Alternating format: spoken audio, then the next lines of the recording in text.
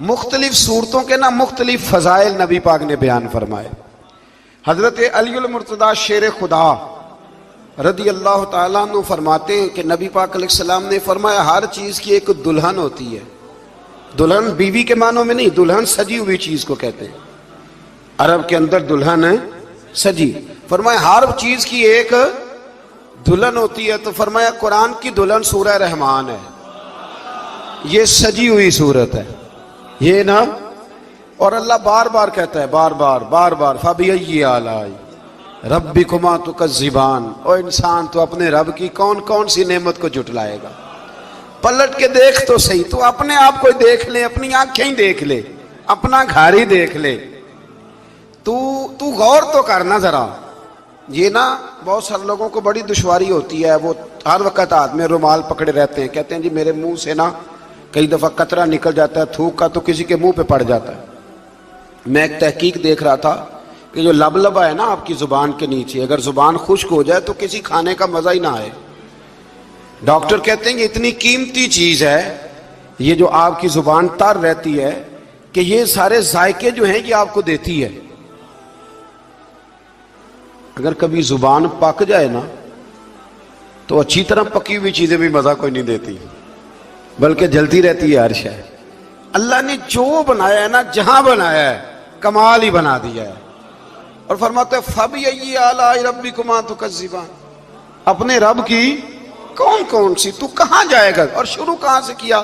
فرمایا الرحمن علم القرآن، فرمایا رحمان نے اپنے حبیب کو قرآن سے۔ حضرت علی فرمایا کرتے تھے کہ میں اگر قرآن کی تفسیر لکھوں تو کئی اونٹ کتابوں کے بھر جائیں، پھر بھی تفسیر ختم۔ ہم پرانی بات نہیں کرتے، یہ گجرات میں مفتی احمد یار خان صاحب نعیمی حکیم الامت رحمۃ اللہ، قرآن مجید کے ایک پارے کی تفسیر لکھی تو پوری ایک جلد بن گئی۔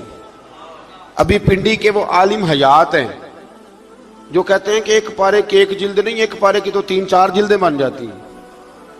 اعلیٰ حضرت فاضل بریلوی سے کسی نے کہا تفسیر لکھیں، فرمانے لگے میں لکھوں گا تو پڑھے گا کون؟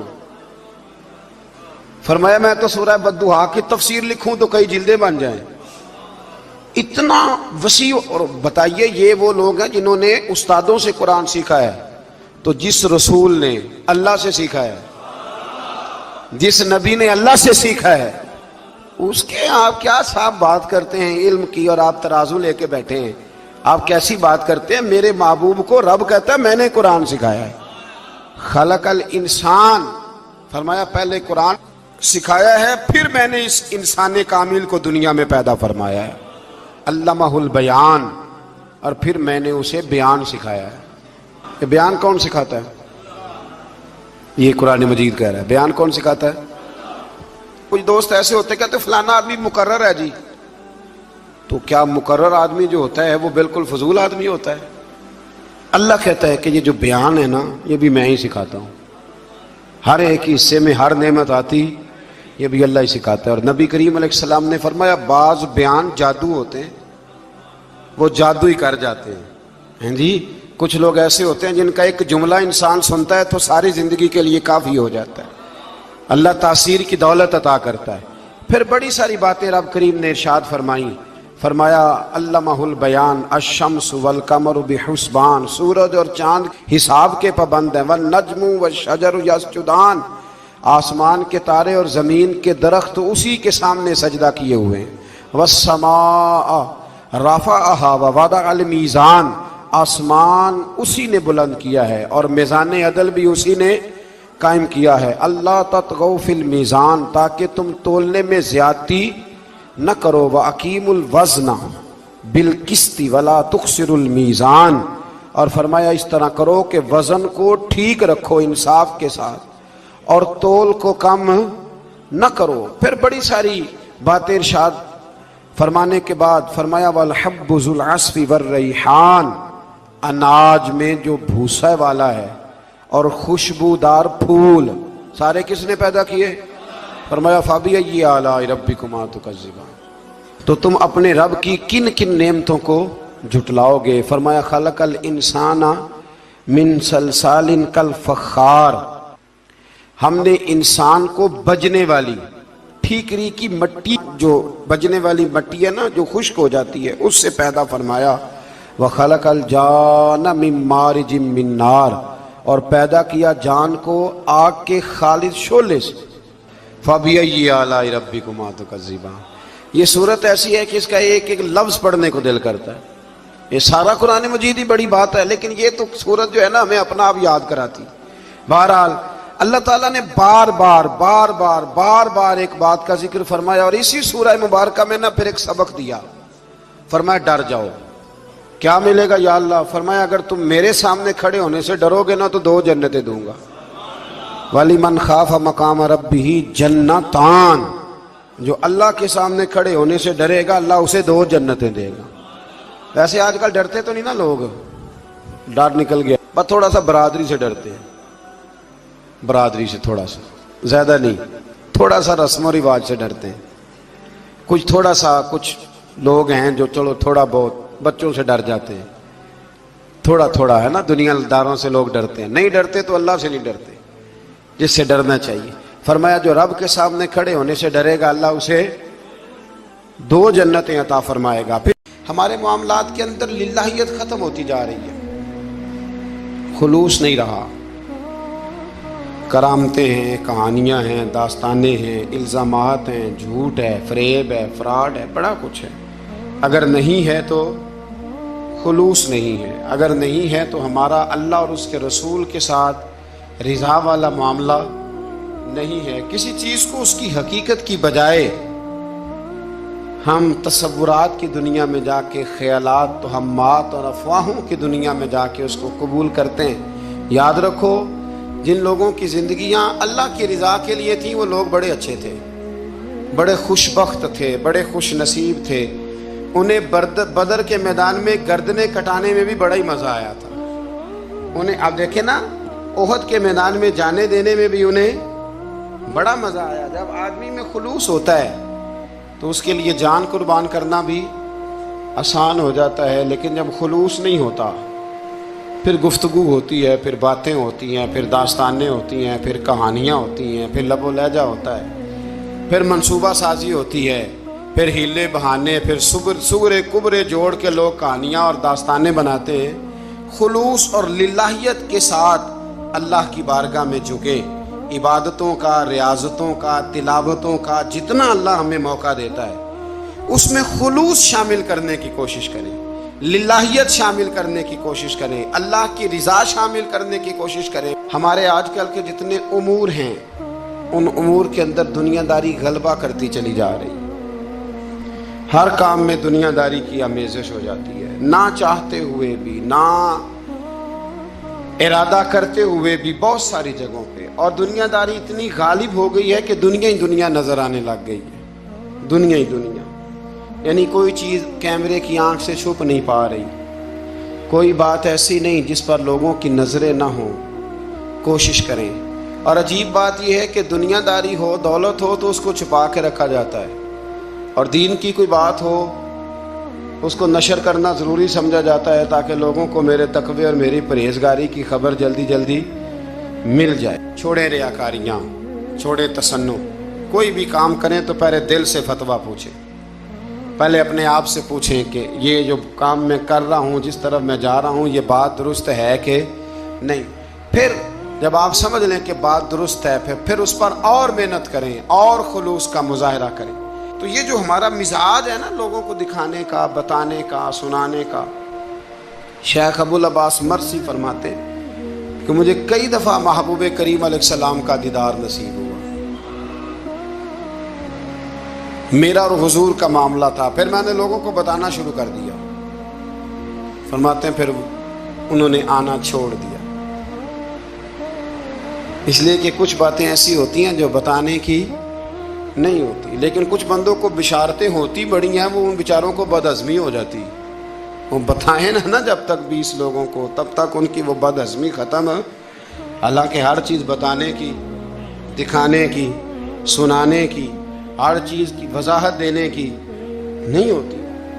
हर चीज़ ऐसी नहीं होती। हज़रत अबू हुरैरा जैसे लोग फरमाया करते थे, इल्म की 2 थैलियाँ, एक खोली है, दूसरी खोलो तो मुझे कत्ल कर दो। ہر چیز کو بتانے سمجھانے کی ہوتی ہے. تو خلوص دیکھیں کتنا ہے اس میں، للہیت کتنی ہے، اللہ کی رضا کتنی.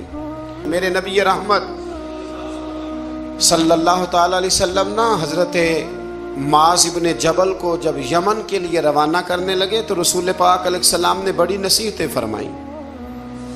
ان نصیحتوں میں درد بڑا تھا. کیوں؟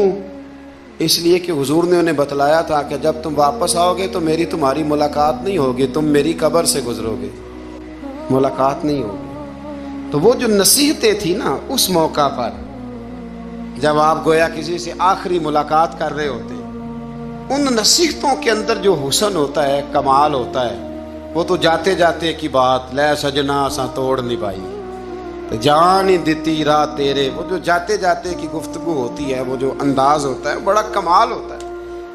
اور اس کی گہرائی اور گہرائی کو وہ سمجھ سکتا ہے جس کو وہ لمحے میسر آتے، جو اس وقت اس مقام پہ کھڑا ہوتا ہے. حضرت معاذ ابن جبل رضی اللہ تعالیٰ عنہ تڑپ کے روئے کہ حضور کیا فرما رہے ہیں. حضور کوئی خاص نصیحت تو نبی پاک نے بڑا کچھ فرمایا. ایک جملہ حضور نے یہ کہا، معاذ عمل جتنا بھی کرنا خلوص کے ساتھ کرنا. اور محبوب نے فرمایا تیرا خلوص کے ساتھ کیا ہوا تھوڑا عمل بھی رب کی بارگاہ میں زیادہ بنا کے تیرے لیے ذریعہ نجات بن جائے گا. جتنا بھی کرنا خلوص کے ساتھ کرنا.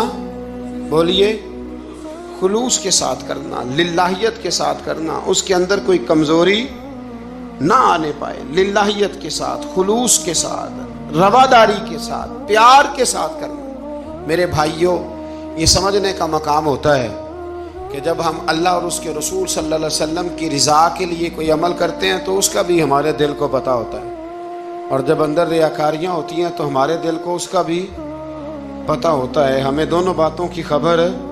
اب ہمیں خود سوچنا ہے، ہمیں خود فکر کرنی ہے، غور کرنا ہے کہ ہمارا انداز. ایک بزرگ تھے امام غزالی نے لکھا ہے، انہوں نے 7 سال پورے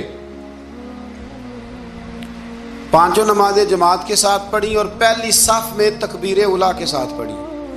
7 دن نہیں پوری پڑھی جاتی 5 نمازیں پہلی صف میں پہلی تکبیر کے ساتھ. 7 پہلی صف میں تکبیر اولیٰ کہتا ہے. امام نے اللہ اکبر کہا پہلی تکبیر میں تو ہم نے بھی ساتھ ہی اللہ. پہلی صف میں 7 سال تک 5 نمازیں تکبیر اولیٰ سے بہت بڑا کارنامہ ہے، بہت بڑی بات ہے. مطلب بندہ یہاں سے اٹھ کے آتے، وضو کرتے، کوئی معاملہ آ گیا، کوئی مطلب اس کو حاجت ہو گئی استنجا وضو کی، تو وہ ٹائم نکل جاتا ہے. کئی دفعہ ایسے ہوتا ہے. 7 سال پورے نماز پڑھی. تو کہتے ہیں 7 سال کے بعد نا ایک دن 8واں سال لگا ہوا تھا تو بزرگ فرماتے ہیں میں ذرا لیٹ ہو گیا، تکبیر اولیٰ تو مل گئی پر پہلی صف نہ ملی، تیسری صف میں جگہ ملی. بزرگوں کے تقوی دیکھیے گا. فرماتے ہیں تیسری صف میں نے نماز پڑھی تو میرے دل کے اندر خیال آیا یار لوگ کیا سوچیں گے کہ اتنا اچھا اس کا ریکارڈ تھا، پہلی صف میں یہ نماز پڑھتا تھا تو آج تیسری صف میں لوگ کیا سوچیں گے. فرماتے ہیں جب یہ لفظ زبان پہ آیا تو میرا ضمیر بول پڑا، جب یہ سوچ دل میں آئی تو میرا اندر تڑپ اٹھا، چھم چھم میرے آنسو نکلنے لگے، میں رویا. اور فرماتے ہیں لوگ چلے گئے اور میں نفل پڑھتا روتا رہا. میں نے کہا اللہ مجھے یوں لگتا ہے وہ 7 سال تک پہلی صف میں جو نمازیں پڑھتا رہا وہ تو لوگوں کو دکھانے کے لیے پڑھتا رہا. فرماتے ہیں میں نے 7 سال کی نمازیں قضا پڑھی، قضا نمازیں پڑھی، اس لیے کہ مجھے سمجھ آئی کہ وہ نماز اللہ کی رضا کے لیے نہیں تھی، وہ تو بندوں کو ریکارڈ بنانے کے لیے تھی. تو میں نے وہ 7 سال کی نمازیں قضا پڑھی. اور فرماتے ہیں اب دوبارہ سے جب میں جاتا ہوں تو پھر میں اپنے دل پہ غور کرتا ہوں کہ پہلی صف تکبیر اولیٰ پر یہ بتا نیت کیا ہے، یہ بتا کہ تیرا ارادہ کیا ہے. شیخ سعدی فرمایا کرتے تھے تیرے وجود کا قبلہ تو سیدھا ہے، دل کے قبلے کی بھی بات بتا. حضرت موسیٰ کلیم اللہ علیہ نبینا علیہ الصلوۃ والسلام پر اللہ کریم نے وحی فرمائی کہ اے موسیٰ، اے میرے کلیم، میرے لیے بھی کوئی کام کیا ہے؟ عرض کی اللہ میں نے نمازیں پڑھی، روزے رکھے، تبلیغ کی. فرمایا وہ تو آپ کی ذمہ داریاں تھیں، وہ تو آپ نے اپنے لیے کیا، میرے لیے بھی کچھ کیا ہے؟ رب کریم نے پوچھا موسیٰ میرے لیے بھی کچھ کیا ہے؟ عرض کی اللہ یہ سارا کچھ. فرمایا مالک تیرے لیے کیا. کہا یہ تو آپ نے اپنے لیے کیا، آپ کی ذمہ داریوں میں شامل تھا. مالک تیرے لیے کیا ہے؟ فرمایا کسی بندے سے محبت کی ہے کہ یہ اللہ کا بندہ ہے؟ کسی بندے سے محبت کی ہے کہ یہ اللہ کا بندہ ہے؟ یا کسی کے ساتھ تمہاری صرف اس لیے ناراضگی ہو کہ یہ اللہ کا نافرمان ہے، اللہ رسول کا دشمن ہے، معاذ اللہ بے ادب ہے؟ میرے بھائی سمجھ لیں اچھی طرح اور اپنے دل کے کونے میں یہ بات بٹھا لیں کہ زندگی میں جو کام کریں وہ اللہ کی رضا کے لیے، چھوٹا سا بھی خیر کا کام. میرے رسول کریم علیہ السلام کا جو سب سے پہلا فرمان ہے نا بخاری میں، وہ یہ ہے کہ انما الاعمال بالنیات. تیرے عمل کا دار و مدار تیری نیت پر ہے، تیرے ارادے پر ہے. بنیاد تمہاری نیت ہے. بنیاد یہ ہے کہ تمہارا اندر سے اس کام کے لیے ذوق کیا ہے، شوق کیا ہے. اگر وہ بنیاد مضبوط ہے تو پھر عمل کی جو آپ چھت ڈالیں گے وہ ساری چھت بھی مضبوط ہے. لیکن اگر ارادے کچے ہیں، کمزور ہیں، سازشیں ہیں، رنجشیں ہیں، اندر معاملات گڑبڑ ہیں، تو پھر کبھی دیواریں مضبوط ہو سکتی. نیتیں اچھی کریں. بڑی سادی مثال، بڑی صاف ستھری، مولا کائنات شیر خدا حضرت علی المرتضیٰ کرم اللہ تعالی وجہ الکریم نا، آپ ایک جگہ جنگ لڑنے کے لیے گئے، جہاد ہو رہا ہے. عرب کے جو لوگ ہوتے تھے وہ دشمن کو سزا بڑی سخت دیتے تھے. بعض لوگ مطالبہ بھی کرتے ہیں نا سخت سزا کا. ہمارا سرائکی کا ایک شاعر ہے، وہ کہا کرتا ہے جے تنگ ہے ساری زندگی تو تے دے سخت سزا تیری جان چھٹے. ساکو مار نہ شاکر کستاں وچ یک لخت مکا تیری جان چھٹے. عرب کے لوگ نا سخت سزا دیتے تھے، سخت. وہ اذیت دیتے، کبھی انگلی کاٹ دیتے، کبھی ہاتھ کاٹ دیتے. مختار سقفی نے جب امام علی مقام رضی اللہ تعالیٰ عنہ کے قاتلوں کو قتل کیا تو زیادہ تر کی گردنیں نہیں کاٹی تھی، بلکہ اس نے ہاتھ پیر کاٹ کے لوگوں کو جنگلوں میں پھینک دیا تھا. تڑپ تڑپ کے لوگ مر گئے. اسلام اس اذیت کا قائل ہے. اہل عرب اذیت دیتے تھے، بلکہ دشمن جب نڈھال ہو کے گر جاتا تھا نا تو اس پر گھوڑے دوڑا دیتے تھے. گھوڑے دوڑ جاتے تھے اس پر، لاشیں مسک کر دیتے تھے، ناک کان آنکھیں نکال ڈالتے تھے، ٹکڑے کرتے تھے وجود کے، اذیت دیتے تھے. تو جب کوئی آدمی کسی کے نرغے میں آ جاتا تھا نا، قابو میں آتا تھا، تو اس کی خواہش ہوتی تھی کہ میں مارنے والے کو غصہ دلاؤں تاکہ مجھے جلدی مار دے، اذیت نہ دے، تکلیف نہ دے، مجھے جلدی مار ڈالے، جلدی قتل کر ڈالے. یہ ان کا مزاج ہوتا تھا، رویہ ہوتا تھا. حضرت مولا علی شیر خدا کرم اللہ تعالی وجہ الکریم دشمن پر غالب آ گئے. جب غالب ہوئے تو اس نے معاذ اللہ حضرت علی پر تھوک دیا. کافر تھا، اس کا ارادہ یہ تھا کہ میں حضرت علی کو غصہ دلاتا ہوں تاکہ یہ مجھے جلدی مار دے. لیکن اسے نہیں پتا تھا یہ علی ہے. اسے نہیں خبر تھی کہ یہ جو خمیر ہے نا، ان کی تربیت مدینے والے محبوب نے فرمائی ہے. یہاں جو چمک دمک ہے اس کا رنگ ساری دنیا سے نرالا ہے، انوکھا ہے، شاندار ہے، وزادار ہے، کمال ہے.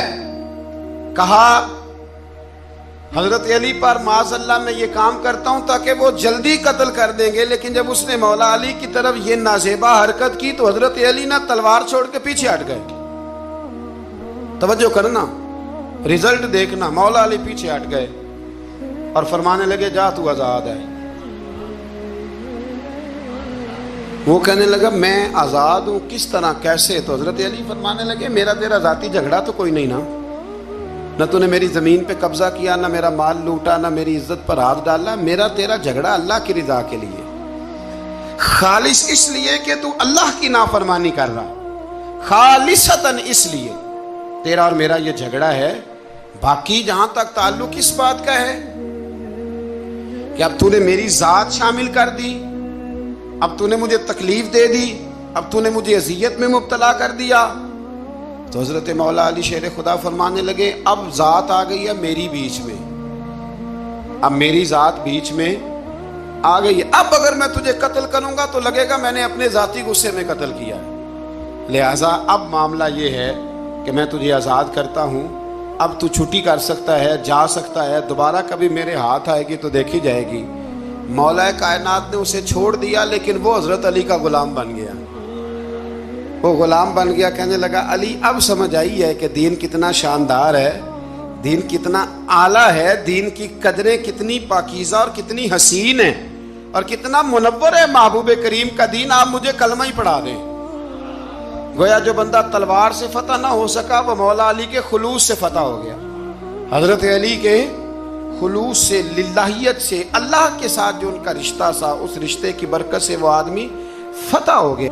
اور آپ کو پتہ ہے حج بھی آج کل ساتھ ساتھ حج ہوتا ہے، ساتھ ساتھ سیلفی ہوتی ہے، آخر تک چلتا ہے۔ ایک بزرگ تھے حضرت ابو مرتعش ان کا نام تھا، وہ فرماتے ہیں میرا چوتھا پانچواں حج تھا، نفلی حج کرنے کے لیے میں جا رہا تھا، تیاری میری مکمل ہو گئی تھی، 2-4 دنوں میں میری روانگی تھی، ارادہ میرا مضبوط تھا، معاملات سارے طے ہو گئے تھے، بس میں جانے کے قریب تھا۔ فرماتے ہیں کہ میں ایک دن گھر میں بیٹھا تھا، اماں جی نے نا کہا بیٹا ذرا پتر ذرا پانی کا پیالہ دینا۔ فرماتے میرے دل میں خیال آیا کہ ایک تو میں عالم ہوں، صوفی ہوں، درویش ہوں، مولوی ہوں، اور دوسرا یہ کہ میری کل پرسوں تیاری بھی ہے، تو پانی تو چھوٹا بھائی بھی دے سکتا ہے، یہ کام کو بچہ بھی کر لے گا۔ میں نے چھوٹے کو اشارہ کیا ذرا پانی دینا، وہ گیا اور مٹکے سے پانی بھر کے اماں کو دے دیا۔ کہتے ہیں جب اس نے اماں کو پانی دیا نا تو میرے اندر پھر مد و جزر شروع ہوا، پھر میری ضمیر کی آوازیں اٹھنے لگیں، پھر اندر سے بلندی ہونے لگی، پھر آوازیں آئیں، اور پھر میں نے اعلان کیا، میں نے کہا خو یہ کیا ہوا؟ سینکڑوں اور ہزاروں میل حج کرنے کے لیے جانا میرے لیے آسان ہے، اور یہ 2 قدم اماں کو پانی دینا میرے لیے مشکل ہے، یہ کیا بات ہوئی؟ حالانکہ حج کرنے سے بھی اللہ نے راضی ہونا تھا، اور اماں کو پانی پلانے سے بھی اللہ نے راضی ہونا تھا، پر یہ میں کس جگہ کھڑا ہو گیا ہوں کہ سینکڑوں میل اور ہزاروں میل جا کے حج کرنا میرے لیے آسان ہے، لیکن پانی بھر کے لانا میرے لیے مشکل ہے۔ چند قدموں کے فاصلے پہ مٹکا پانی کا پڑا ہے۔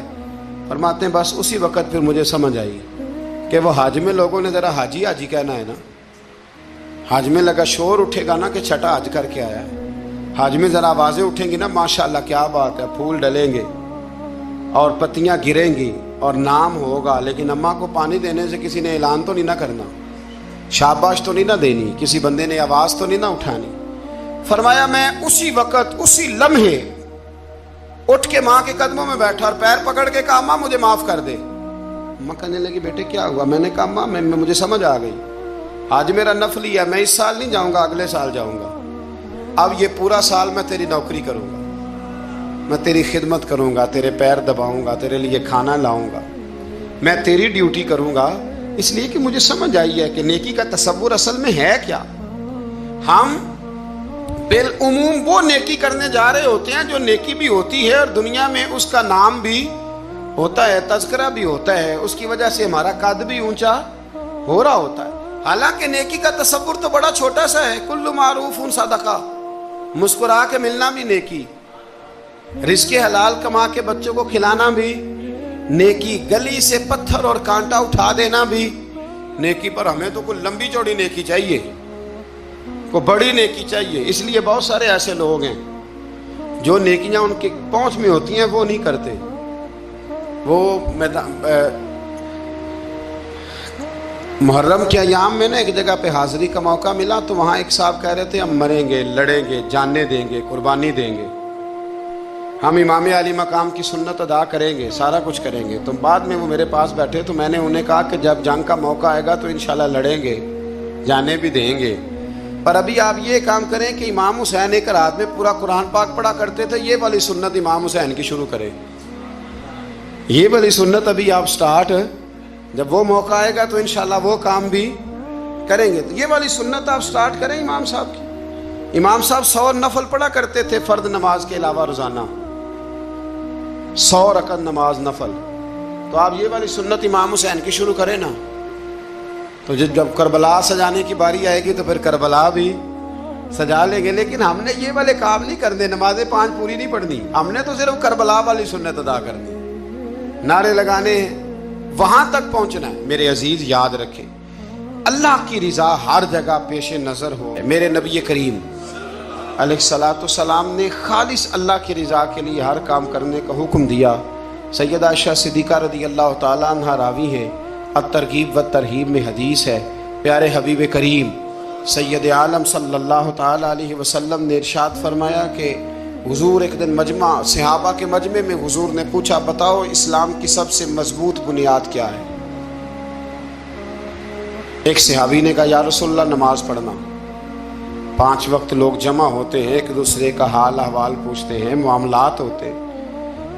یا رسول اللہ صلی اللہ تعالیٰ علیہ وسلم مضبوط بنیاد ہے اسلام کی نماز پڑھنا، 5 وقت جمع ہونا۔ حضور نے فرمایا بات تمہاری ٹھیک ہے، پر تم میری مراد کو نہیں پہنچے۔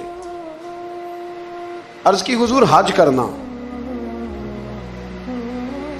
مختلف رنگ، مختلف نسلیں، مختلف قبیلے، مختلف بولیاں، لیکن جب حج کرنے پہنچے تو لباس بھی ایک ہی ہو گیا، گفتگو بھی ایک ہی، لبیک اللہم لبیک لبیک لا شریک لک لبیک ان الحمد والنعمت لک والملک لا شریک لک لبیک۔ ایک ہی صف میں کھڑے ہو گئے محمود و یاز، نہ کوئی بندہ رہا نہ کوئی بندہ نواز۔ نبی رحمت سید عالم صلی اللہ علیہ وسلم سے عرض کی حضور یہ حج جو ہے نا، اس میں بڑی یکسانیت ہوتی ہے، ہر رنگ ہر نسل کا آدمی ایک تسبیح کے دانے کی طرح ایک جگہ پہ پرو دیا جاتا ہے، تو لگتا ہے یہ اسلام کی مضبوط بنیاد ہے۔ محبوب فرمانے لگے بات تمہاری ٹھیک ہے، پر تم میری مراد کو نہیں پہنچے۔ عرض کی حضور پھر زکوٰۃ، صدقات، خیرات اسلام کی مضبوط بنیاد ہے۔ کیوں؟ وہ اس لیے کہ غریب امیر کو دیتا ہے، امیر غریب کو دیتا ہے، اور غریب امیر سے لیتا ہے تو ایک رشتہ بنتا ہے، ایک تعلق بنتا ہے۔ محسن کا اور احسان مند کا بڑا گہرا رشتہ ہوتا ہے، بڑا، ایک دوسرے سے پیار کرتے ہیں، ایک دوسرے کو چاہتے ہیں، ایک دوسرے کے لیے اچھے جملے بولتے ہیں، ایک دوسرے کے لیے ہمیشہ ان کے جذبات ٹھنڈے میٹھے اور اچھے ہوتے ہیں، تو لگتا ہے یہ اسلام کی مضبوط بنیاد ہے۔ حضور فرمانے لگے بات تمہاری ٹھیک ہے، اور تم میری مراد کو نہیں پہنچے۔ تو پھر صحابہ عرض کرنے لگے حضور ہماری رعایت فرما دیں، پھر ایک رحمت کی نظر کر دیں، آپ ہی بتا دیں اسلام کی مضبوط بنیاد کیا ہے۔ تو محبوب فرمانے لگے اسلام کی مضبوط بنیاد ہے اللہ کی رضا کے لیے کسی سے محبت کرنا۔ کس کی رضا کے لیے؟ خالص اللہ کی رضا کے لیے، اور اللہ کی رضا کے لیے کسی سے بغض رکھنا، عداوت رکھنا، اللہ کی رضا کے لیے، محبت بھی اللہ کے لیے، عداوت بھی، ذاتی دشمنی کوئی نہیں، ذاتی اختلافات کوئی نہیں، ذاتی رنجشیں کوئی نہیں، ذاتی لڑائیاں کوئی نہیں، ذاتی جھگڑا کوئی نہیں، خالص اللہ کی۔ ہمارے ہاں لڑائیاں ذاتی لڑی جاتی ہیں، اس نے مجھے شادی پہ دعوت نہیں دی، اس نے مجھے پروٹوکول نہیں دیا، یہ کہاں پہنچ گیا میں کہاں رہ گیا، ذاتی لڑائیاں لڑی جاتی ہیں، دینی نہیں، مذہبی نہیں، اخلاقی نہیں۔ دیکھیں آپ، چاہیے تو یہ تھا نا کہ شادی کے موقع پر یہ لڑائی نہ ہوتی کہ اس نے مجھے پوچھا کیوں نہیں، لڑائی یہ ہوتی کہ یار تو غیر شرعی کام کوئی نہ کرنا، اللہ رسول کی ناراضگی والا کام کوئی نہ کرنا، اگر تو نے کیا تو میں نے کوئی نہیں آنا، اگر تو یہ حرکت کرے گا تو پھر میرا تیرا معاملہ درست نہ رہ سکے گا۔ یہ لڑائی ہونا چاہیے تھی، نہ کہ یہ لڑائی ہوتی کہ مجھے بلایا کیوں نہیں، پروٹوکول کیوں نہیں دیا، اعزاز کیوں نہیں دیا۔ تو حضور نے فرمایا اسلام کی مضبوط گرہ، اسلام کی مضبوط بنیاد ہے اللہ کی رضا کے لیے محبت کرنا، اور اللہ کی رضا کے لیے کسی سے عداوت رکھنا۔ میرے رسول کریم صلی اللہ تعالیٰ علیہ وسلم کی عالی مرتبت خدمت میں ایک جنگ کے موقع پر صحابہ نے عرض کیا تھا کہ یا رسول اللہ صلی اللہ تعالیٰ علیہ وسلم فلاں آدمی بڑی ہمت سے لڑ رہا ہے، جہاد کر رہا ہے، بڑی بات ہے۔ تو حضور نے فرمایا یہ جہنمی ہے، جہاد کر رہا تھا، توجہ ہے میری بات پر؟ حضور نے فرمایا یہ جہنمی ہے، یہ دوزخی ہے۔ یہ بندہ جنتی نہیں۔ جب سرکار دو عالم صلی اللہ تعالی علیہ وسلم نے یہ بات ارشاد فرمائی تو صحابہ کہتے ہیں ہمیں تجسس ہوا کہ یہ کیا بات ہوئی، اتنی ہمت سے، جوان مردی سے، اتنی وہ دلیری سے لڑ رہا ہے اور حضور نے فرما دیا دوزخی ہے۔ کیسے دوزخی کیسے؟ تو ایک صحابی کہنے لگے میں اس کا پیچھا کرنے لگا، جب پیچھا کرنے لگا تو اس پر نا کچھ زخم کاری لگ گئے تھے، زخم گہرے تھے، وہ زخموں کو برداشت نہ کر سکا اور ایک مقام ایسا آیا کہ اس نے خود اپنے پیٹ میں خنجر لگا کے، پیوست کر کے، خنجر مار کے یا تلوار مار کے یا نیزہ مار کے اس نے خودکشی کر لی، زخموں کی تاب نہ لا سکا۔ حضور نے فرمایا تھا کہ یہ جہنمی ہے، تو اس کی وہ جو بات تھی وہ صادق ہو گئی۔ کہتے ہیں میں فوراً بولا، میں نے کہا میرے محبوب جو فرماتے ہیں حق اور سچ ہی فرماتے ہیں، دیکھو کس موت مرا ہے۔ اب اس پر مفسرین نے لکھا ہے کہ وہ بندہ جو گھر سے نکلا تھا نا، تو وہ دین کے لیے لڑنے نہیں نکلا تھا، وہ قومیت کے لیے لڑنے آیا تھا کہ میرا سارا قبیلہ گیا ہے تو مجھے بھی جانا چاہیے، ہماری قوم سے فلانی قوم ٹکرائی ہے تو لہذا ہمیں۔ اس کی نیت میں، ارادے میں دین، للہیت اور خلوص شامل ہے۔ اس کی دلیل وہ حدیث ہے جس میں حضور نے فرمایا کہ عالم بھی، سخی بھی اور شہید بھی اس وجہ سے جہنم میں جائیں گے معاذ اللہ کہ ان کی خدمات کی وجہ اللہ کی رضا نہیں تھی، خدمات کی وجہ ذاتی شہرت تھی، بہادری کے دعوے تھے، سخاوت کا سبب یہ تھا کہ لوگ انہیں سخی کہیں۔ خلوص والا جو عمل ہوتا ہے نا، خلوص والا، وہ تو بڑا تھوڑا بھی ہو تو قبول ہوتا ہے، اس میں بڑی دیکھیں نا، اللہ کی بارگاہ میں مقدار نہیں دیکھی جاتی، معیار دیکھا جاتا ہے، مقدار نہیں دیکھی جاتی، معیار دیکھا جاتا ہے۔ نبی کریم علیہ السلام نے ایک جنگ کے موقع پہ اعلان کیا کہ ہر بندہ چندے میں حصہ دے، قحط کا زمانہ ہے، بہت زیادہ مال کی ضرورت ہے، ہر آدمی آئے، حصہ ڈالے، آگے بڑھے۔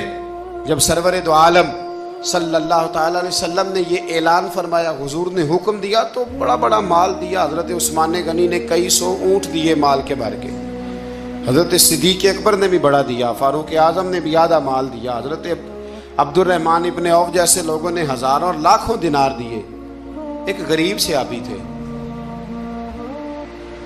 وہ فرماتے میں نے زور سے عصر تک یہودی کے باغ میں مزدوری کی، چند کلو کھجوریں ملی تو لا کے میں نے حضور کی بارگاہ میں نذرانہ پیش کیا۔ فرماتے میرے دل میں خیال تھا کہ وہ میری اٹی کیا کرے گی، میرا ایک قطرہ کیا کرے گا، جہاں لوگوں نے لاکھوں دیے، ہزاروں دیے تو کیا بنے گا۔ لیکن فرماتے ہیں قربان جاؤں، وہ ڈھیر لگا تھا مسجد نبی میں مال کا، میرے نبی نے نا وہ مال اٹھا کے جو میں نے دیا تھا اس کے اوپر بکھیر دیا، اور حضور فرمانے لگے سن بھائی، جتنا ان سب کو اجر ملے گا اتنا اللہ تجھے اکیلے کو عطا فرمائے گا، اتنا تجھے اکیلے کو ملے گا۔ پیچھے دلیل ہے میرے نبی پاک علیہ الصلوۃ والسلام کے فرمان کے پیچھے دلیل ہے کہ اس میں خلوص بڑا تھا، اس بندے میں للہیت بڑی تھی، اس میں ذوق تھا، شوق تھا، ہمت تھی، اس نے محنت کی تھی، تو خلوص والا تھوڑا عمل بھی زیادہ ہو گیا۔ اب جب نماز کی نیت کے لیے کھڑے ہوں تو پھر ایک دفعہ نیت، یہ جو نیت ہوتی ہے نا نماز کی، اس کا مقصد بھی یہ ہوتا ہے کہ ذرا نا جسم کا قبلہ بھی ٹھیک کر لو اور ارادے کا قبلہ بھی ٹھیک کر لو، ذرا نا درست کر لو اپنے آپ کو۔ نیت المومن خیر من عملہ، مومن کی نیت اس کے عمل سے بھی بہتر ہوتی ہے۔ دعا کرتا ہوں اللہ کی بارگاہ میں اللہ ہمیں اپنی اور اپنے محبوب کی رضا نصیب فرمائے۔